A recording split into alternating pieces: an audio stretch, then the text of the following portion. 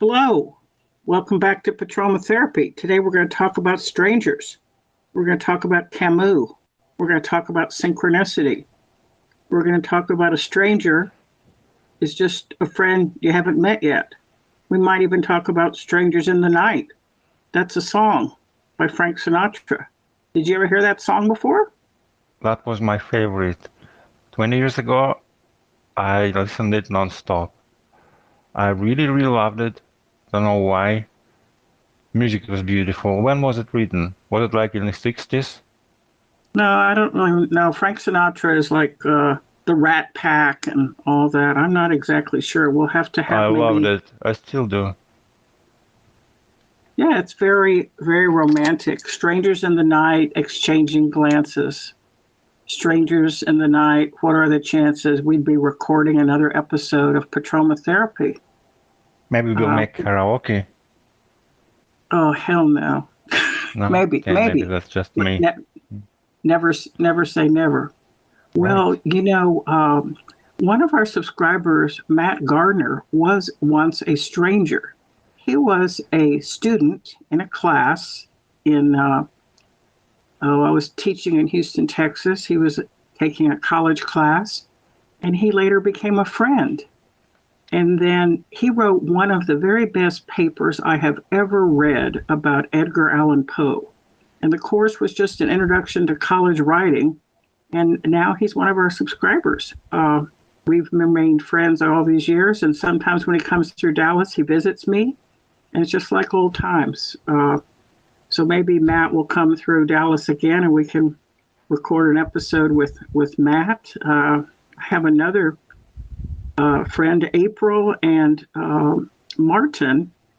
I guess I met April through this MeWe community, I don't know, a year or two ago. And we always liked each other's posts. We had things similar sense of humor and kind of interest in the occult, a little bit interest in strange and bizarre things. And now, she is going to be one of our followers. So hello to Martin and to April. And Martin's also interested in synchronicity. So how would you describe what synchronicity is? Accidents that are not accidental. We spoke about this 2 days ago, and I think that's the most appropriate definition of it, because there is no logic explanation, right? Right. Like there's no way. Like I was up in Portland, Oregon, mid-February, and I was sitting in a library that had a little coffee shop, and I just glanced to my left, and there was a brochure that said How to Live Consciously. And it was about the Carl Jung Society in Portland, Oregon.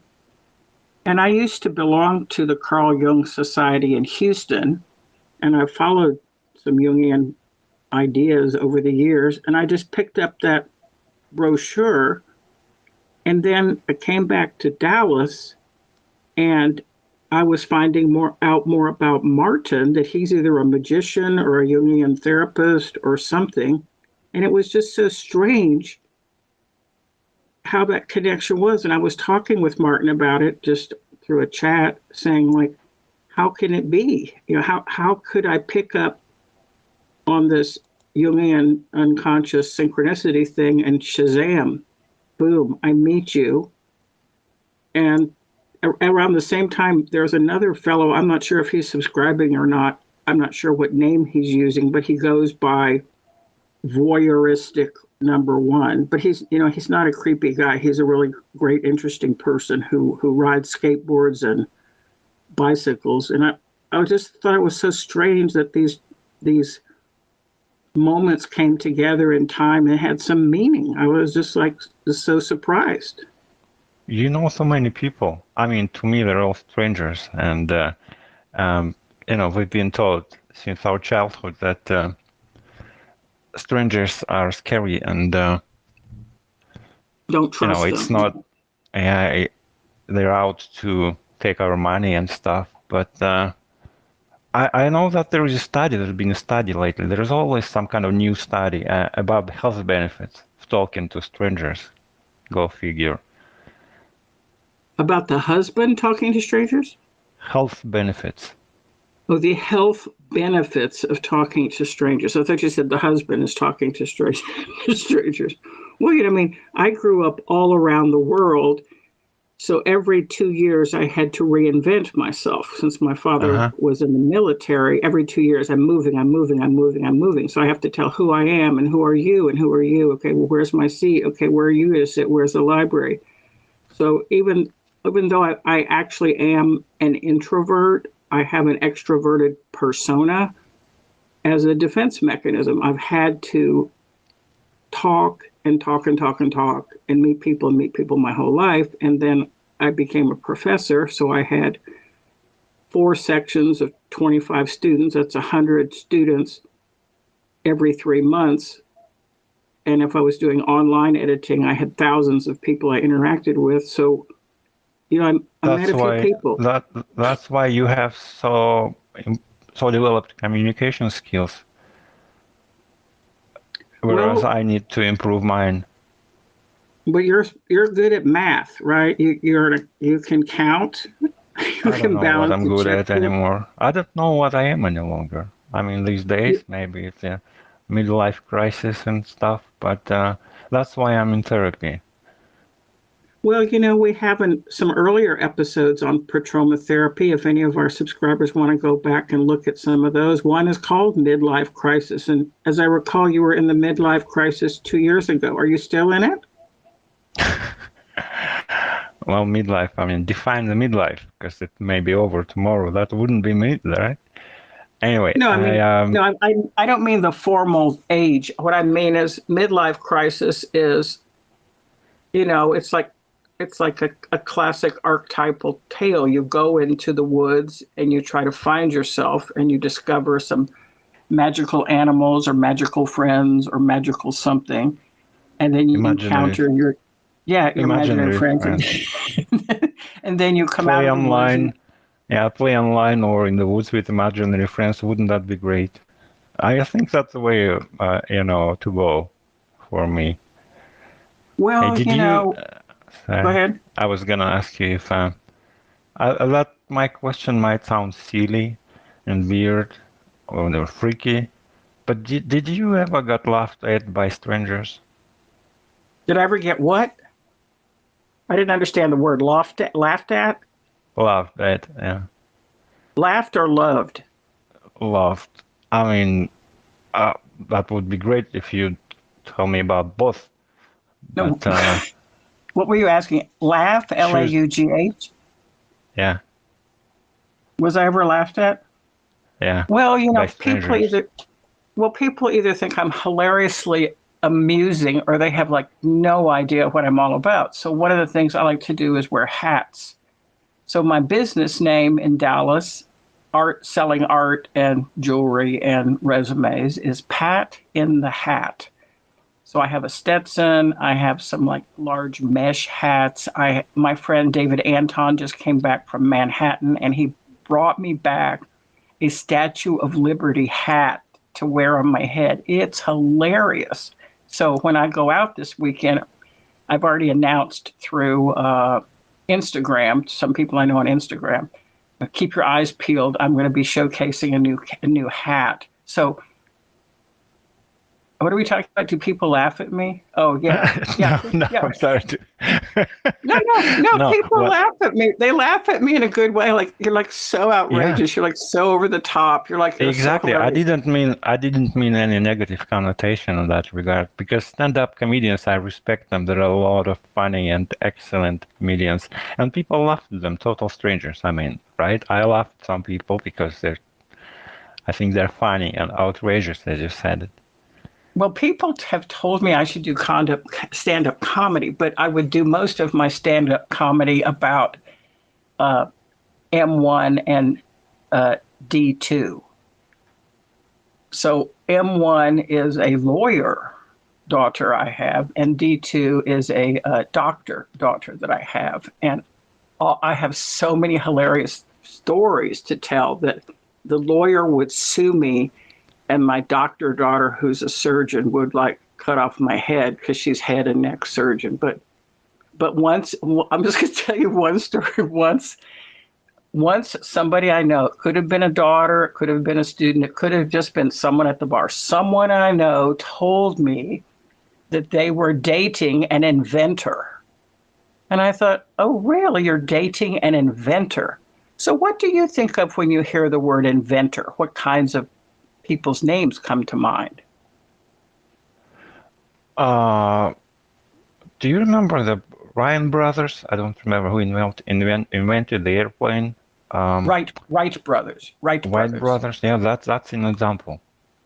And also like Ben Franklin with electricity and Mm. Marconi, the telegraph.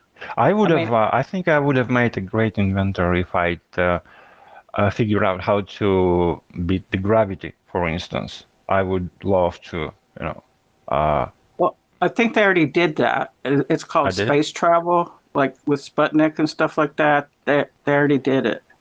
You're a little I'm late. not, yeah, but that's somewhere far, far away from me. I would like to be um, more practical, shall we say, like Well, instead of the cars we're using, that you had to have a road, we'd be um, transporting ourselves via some kind of anti-gravitational, whatever it is, device, and I would be the inventor of it, not because of the money, but because it's first of all low carbon imprint, and also it's very convenient. well, Uh, I feel like there's a lot of practical things that can come out of our little episode. So I'm going to encourage you to work on your anti-gravity machine. And yeah. also, I'm going to say that the specific invention that this person was telling me about. I don't know if you eat cereal, Cheerios and Kellogg's and Cocoa Puffs. I'm not sure if you eat cereal. I like warm cereal for breakfast or pancakes, but this person was telling me that they were thinking of dating an inventor. And I go, well, what kind of inventor is it? And she said, well, um, his father is the vice president of Kellogg. And outside of Houston, Texas, is a very famous, wealthy community called the Woodlands, Woodlands, the Woodlands. So Ann Scott will know where the Woodlands is. Amy Lamb will know where the Woodlands is. David Anton will know where the Woodlands is. Anyhow, so this person's father was the VP of Kellogg. And when this young man was a little boy, the father looked at the little boy, about 8 years old, and said, son, what color should the next Fruit Loop be? And the young boy said, green. And this person told me that she was going to be dating an inventor and that he had invented the green Fruit Loop. Oh. I don't know. Okay. Just some people just hate the green color. For instance, if you paint the walls in your apartment with green, would not be good or bad? I'm not a green person, but right now I am wearing green pants that I bought up in Portland. They are American Eagle, and I'm wearing a green T-shirt. Goodnight Moon. That's a famous children's story. So, like I say, I'm not a fan of green, but somehow I'm wearing green today. My Yeah, there are toaster is my yeah, toaster's there are light many. green in my kitchen, but I don't know. I don't think I'd paint I'd paint it like sage, SAGE, but not green. Just There pure are many green would be. different there are many different shades of green. I'm thinking, what would I like my walls be painted with? Maybe I will. It's a little bit weird. Green Well, walls, you're in I was going to say paint mental therapy. facility. Yeah, you're in Petroma therapy.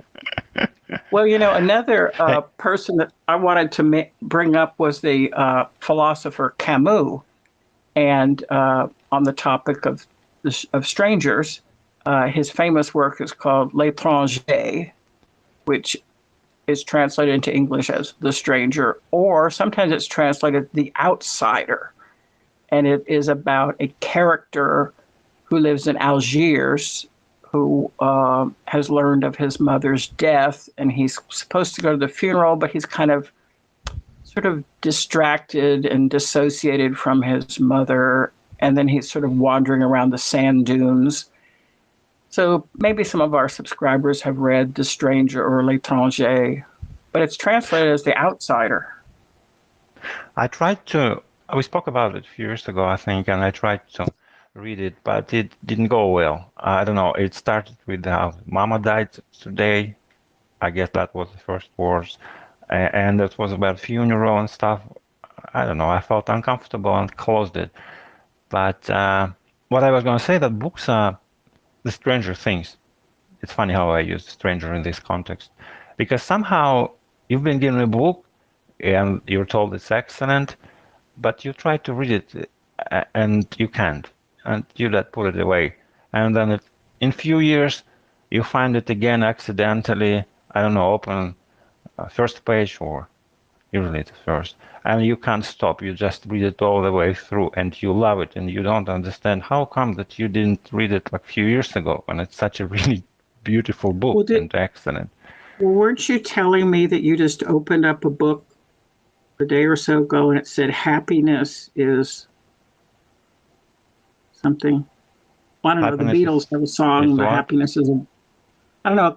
I thought you were saying something about you opened up a book and to a quote and it said happiness is. A choice? No, I didn't say that. Skip that. Well, back to strangers. You know, we've got Strangers in the Night, and then one of the famous works of world literature is Anna Karenina, or Karenina. But you know, Vronsky is on the train, and he just meets by chance this woman who glances at him once. So that's the fatal look. And you know, they were strangers before, right? They were strangers. And just by chance, she had been sitting by his mother on the train, not knowing that she was going to meet Vronsky. And then Tolstoy unfolds the whole novel from that chance encounter, like one of the great works of literature. He didn't like it. I mean, Tolstoy, I read some of that. He didn't like his Anna Karenina's success.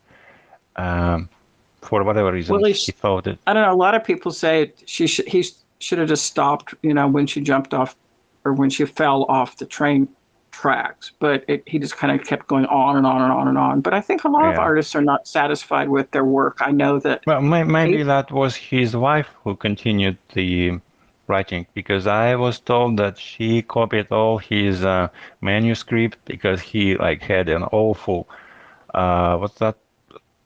Penmanship. Yeah, exactly. And she had to make it recognizable at least. And without her, he wouldn't be able to write War and Peace, for instance. I'm not sure. Maybe it's a legend. But no, I think I've heard that. I've also heard behind every great man is a great woman. But you know, April, who is one of our subscribers, she's up in Oregon, and she was sharing some information with me about Vincent van Gogh. And of course, during his lifetime, he was not recognized as a great artist, and there's a lot of myth and lore and legend around him that he was very poor, and his brother Theo gave him some money for paints. But April was telling me that that Van Gogh was actually a kind of a social justice advocate, and he didn't believe that he should have food when other people didn't. And he would wander around and share food with people and share clothes with people. And his family thought he was crazy because he would give things away, and people laughed at him and mocked him. And, you know, there's a lot of lore and legend around Van Gogh, but I was interested in finding out more about Van Gogh, or Van Gogh, as they say. You know, people laughed at him and mocked him. So, you know, I don't know if laughing and mocking is precursor to greatness, but, you know, these are some things that we're thinking about today in Petroma Therapy. Can you think of anything you'd like to wrap it up with? Yeah, I'm thinking, what is happiness? Yeah, I'm thinking, what is happiness? I mean, when you're no longer suffering, right? You don't have to do anything. You don't have to seek anything and resist. I don't know. Death. What is happiness? That's death. Yeah, that's what I was going to say. I mean, would that be happiness? No. No. We have another episode earlier. It's called The Wheel of Life, several seasons ago in Patroma Therapy. If anybody wants to go back and listen to that, we talk about the Wheel of Life and Nirvana and, a little bit about happiness. But I don't know, some people don't sleep very well and some people don't like to sleep. And several people I know have said, well, I'll sleep when I'm dead. Right now, I want to live. So some people just, they go running, they go jogging, they play frisbee golf, they go boating, they go sailing, they go to New York, they go hiking, like very, very active. And I am not hiking or, climbing mountains, but I just came back from a trip which I found very invigorating. And I know that some people go on trips, as in hallucinatory trips. In Dallas, lots of people do mushrooms. I don't know. To me, mushrooms go in beef bourguignon, but I don't know. Some people think that life is for living. What do you think about that? I don't know. I sleep at work sometimes. I like sleeping. You sleep at work? Sometimes, yeah, when it's really quiet. We have this conference room like in the left far corner down the hall. So I usually close the shutters and put some music on and, Sleep. yeah. That's hilarious. That is like so funny. I love it. Well, we're Yeah, I gonna have to go say back to, okay, I was going to say goodbye back to to our sleep. listeners, and I'm going to Well, I'm go back sorry, to sleep. I'm a little slow today because it's like I've just woken up before we started the recording, the episode, and didn't have any coffee, unlike you. So I Well, feel I haven't had any coffee either. I'm having ginger spice tea with milk in it and a bowl of Italian meatballs. or that. I didn't have any of that stuff. So I Okay. apologize to our listeners and to you for being inconsistent. But then Okay. again, No, no, no, what's no, the no, worst no. Wait that a could minute. happen? Inconsistency is the hobgoblin of little minds. I Ah, think that was Mark Twain. So if I you're did not know that. inconsistent, or like, Walt Whitman said, if I contradict myself, so I contradict myself. Oh, thank you. Well, adios for now. Auf Wiedersehen and see you around the Talk to bend. you soon. Bye bye.